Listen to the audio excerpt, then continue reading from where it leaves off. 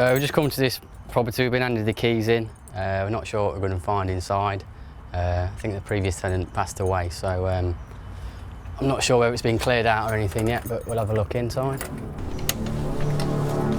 When there's been a death in a property, Steve is always rather apprehensive.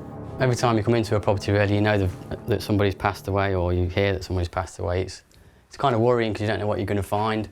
Steve has learnt over the years not to delve too deeply, unless it's absolutely necessary. Don't open fridges. I did it once when I first started, and it's the last time I'll ever do it. He may be able to avoid the fridge, but he can't help noticing the state of the carpet. I'm not really sure what this is down here, but your feet kind of stick to it, so it's some kind of bodily fluids. Hopefully it's all just in the carpet, it's not seeped through into the floor below. This may be where the old woman died, but as Steve ventures upstairs, the carpets continue to reveal a grisly tale. There's a bit more of a stain on the carpet here, coming from the bathroom. It's obviously human faeces by the looks of it. It's quite sad really to think that the person's been, by the looks of it, left here on their own, struggling to get by.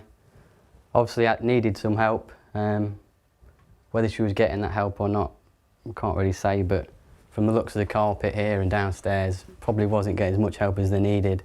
It's not going to be very nice for lads to clear that up. Steve hopes that the state of the carpets are the only disturbing discovery as he continues his assessment. It's just somebody's life all in black bags, basically, and unfortunately we've got to send it all to the tip. We haven't got time to be looking for anything of sentimental value for anyone.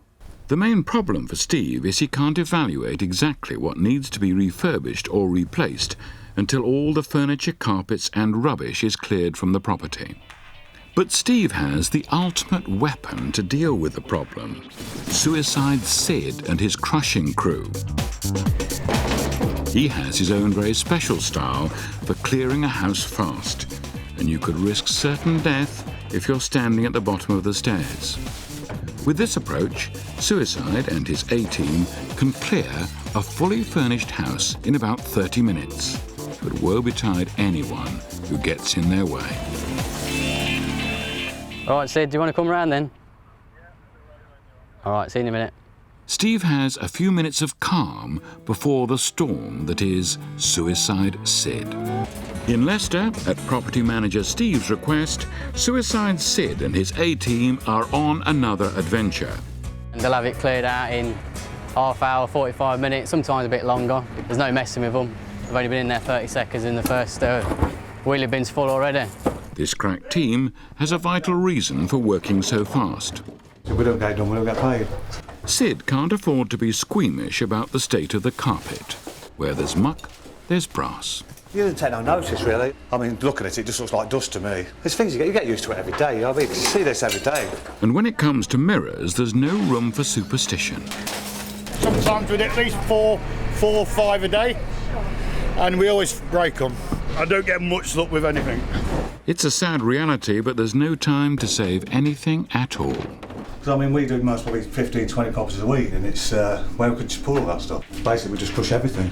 After 30 minutes of hard graft, the house is cleared, and with the dust settling, there's time to have a cup of tea. And a chance for Dave to explain Sid's nickname. We call him Suicide Sid. We don't work in the same room as he works. Trouble is, him, he shouts, watch out, but it's down already. So you've just really got to watch him, because if he ain't trying to kill you, he'll be killing himself.